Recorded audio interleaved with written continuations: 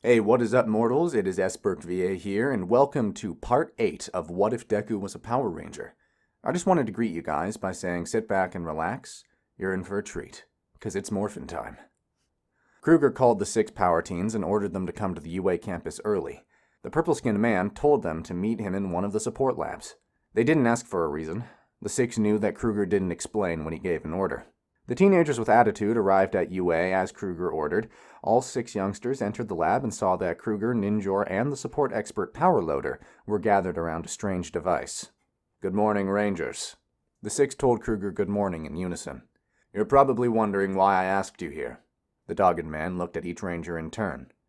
Melissa was the first to speak. "Yes, sir, we are. But if I may venture a guess, it has something to do with this genetic resequencer you have set up here." "A good guess, Miss Shield. How did you know that this device was a genetic resequencer?" "If I may interject, Kruger, Melissa has the ability to communicate with machines. She probably scanned the machine with this ability." "So, she's already gained her civilian powers." "Yes, she has. Jiro has also gained her civilian powers as well. The young lady has enhanced hearing and vision." "I was not expecting that. You should have told me about this, Ninjor." "I was hoping that their civilian powers would kick in naturally. Plus, I didn't know you got the resequencer adjusted." "You do have a point there, my friend. Plus, this means that only 4 of the Rangers will have to undergo the process." Bakugo responded to this exchange with his usual dynamite-fueled fury. "What process? What are civilian powers? And can you two please not talk about us like we're not here?" Ninjor stepped forward. "Let me explain. I have told you all how most Rangers only have powers in a morphed state. However, some Rangers, through various means, have abilities in their normal or civilian state. That is why Kruger referred to them as civilian powers. These abilities work much like the quirks in this dimension." "So Melissa and Jiro got these powers. You assumed that meant the rest of us would, but for some reason we didn't. So now you're going to use this machine to awaken our civilian powers. Is that about right?" "That sums up the situation perfectly, Bakugo." "I don't know about the rest of you, but I don't like the idea of having my genes resequenced." "Have no fear, Miss Ashido. This device was originally designed to give people powers, but it has been modified to awaken the powers you already have, so there will be no gene tampering." Ashido let out a sigh of relief. "That's good to hear. I mean, I'm already pink with horns. I don't want to get insect eyes or something." Midoriya then asked Ashido something that had been bothering him. "Ashido, why do you have pink skin and hair? Also, what is with your horns and eyes?" Midoriya then felt that his question was a bit too blunt. I mean, you don't have to answer if you don't want to." "Oh, it's no problem at all. The horns and eyes are family features. My pink skin and hair come from the grid. Ninjor explained it to me, but it was kind of confusing." Midoriya turned to his old master. "Is that true, sir?"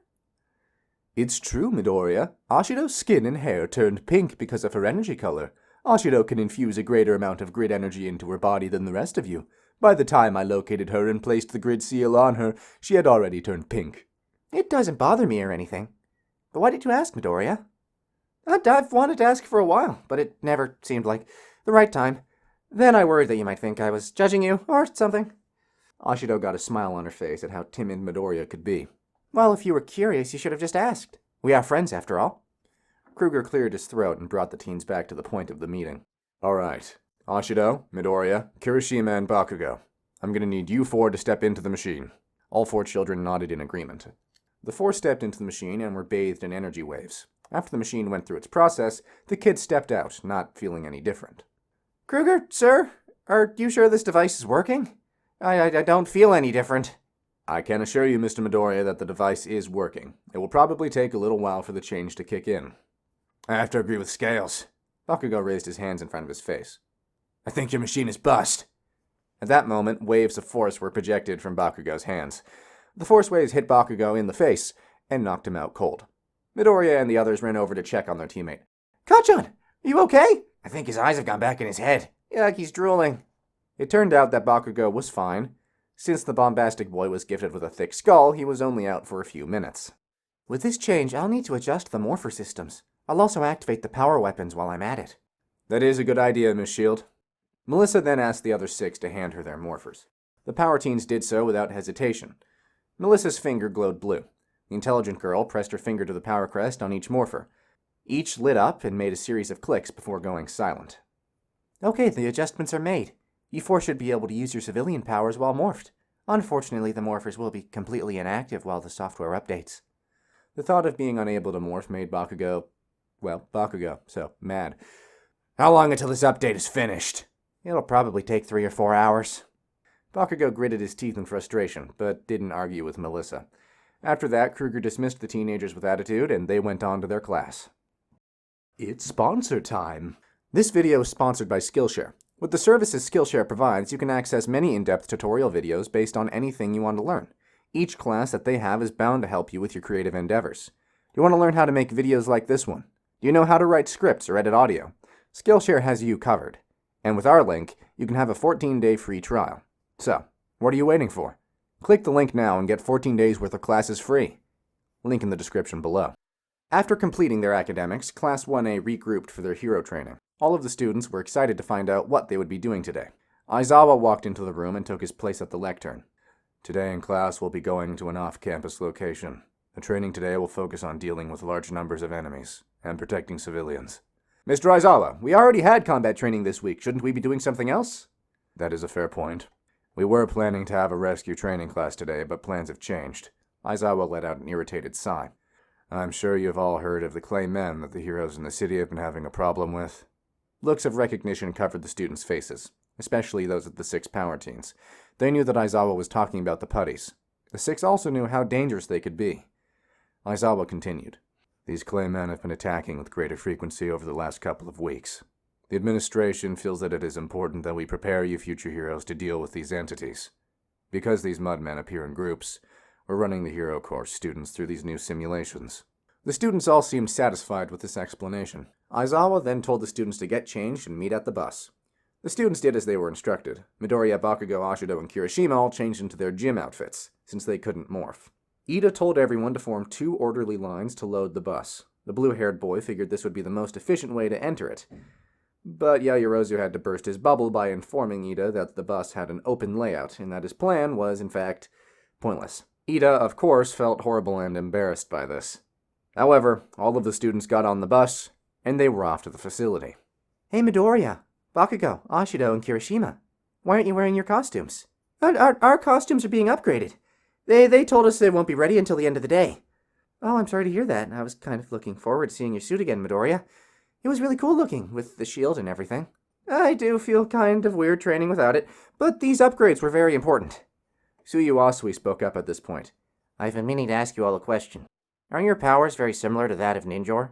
Melissa then responded to this question. Well, that is true in part, Tsuyu, but our powers are slightly different. The blonde then went on to list them. I see. Also, please call me Sue. That's what I like my friends to call me. Class 1A continued to talk amongst themselves about what kind of heroes they wanted to be, and what they were going to do after graduation. Aizawa then spoke up. Quiet, everyone. We've arrived. The class stepped off the bus and found that they were at a large domed complex. Standing outside of the dome was Doggy Kruger and the Space Hero 13. Good afternoon, students. The students all greeted Kruger with a group "Good afternoon, sir." 13 then greeted the students and introduced herself. Uraraka suddenly got all giddy. Oh, this is so amazing! 13 is one of my favorite heroes. That's so cool that all of the teachers at UA are pro heroes. Ashido spoke softly to Midoriya. Well, that is except for Kruger. Not that he doesn't know his stuff, but I had never heard of him before coming to UA. Kruger's ears twitched. I can assure Miss Ashido that I may not have worked as a pro hero, but I have fought many battles in my life. Ashido got a freaked out look on her face. Well, I guess those dog ears do more than just frame his face. That they do, Ashido. In fact, these ears let me hear many wavelengths that are beyond normal human hearing. 13 then stepped up and gave the students a lecture about how dangerous their quirks could be. The masked hero used her quirk Black Hole as an example. She explained that quirks are so commonplace that people often forget how deadly they can be. The space hero explained that she was telling them this so that the students would keep that in mind as they undertook the day's rescue/combat training. 13 then led the students and instructors into the dome. The students were floored by the setup. The whole inside of the dome was dotted with different disaster scenes. 13 explained that she designed this training facility to recreate all kinds of disasters. That's why the rescue students called this facility the Unforeseen Simulation Joint, or USJ for short. As the teachers were about to speak, a strange black mass appeared in the courtyard in front of them. Walking out of the swirling mass was a skinny man with white hair, followed by an army of putties and a large group of monstrous individuals. Kaminari spoke in a quizzical manner. Hey, is this part of the exercise or what? Aizawa's eyes went wide in alarm. Stay back, everyone. This isn't an exercise. Those are villains. The majority of Class 1A became instilled with terror. Only 6 of the students had faced a full-on villain attack before. The rest of them, well, they'd only ever really seen a villain on TV for the most part. The 6 Rangers shared looks of concern amongst each other. All of them knew that these were not just villains. These beings were commanding monsters. The 6 had also not faced this many putties or commanders before. Aizawa turned to Kruger. Are these creatures what I think they are? Yes, they are. It looks like the mastermind has made his move. Kruger stepped forward. Midoriya, Bakugo, watch out for the others. Me and Aizawa will take care of this. Midoriya spoke in a worried tone. But Mr. Aizawa's quirk is no good in a situation like this. And what are you going to do, Mr. Kruger? Doggy Kruger did not look back at his student. The purple-skinned man stared intently at the enemy before him. Why do you think I was chosen to train you, 6, Midoriya? I guess because you're a better combatant than Ninjor? That is true. But it's also because I have trained Power Rangers before. Not only that, I am a Power Ranger. Kruger reached into a storage pocket on his belt. The man pulled out a device that looked a little like a cross between an oversized cell phone and a police badge case. The device was black in color with a shiny finish and dark blue highlights.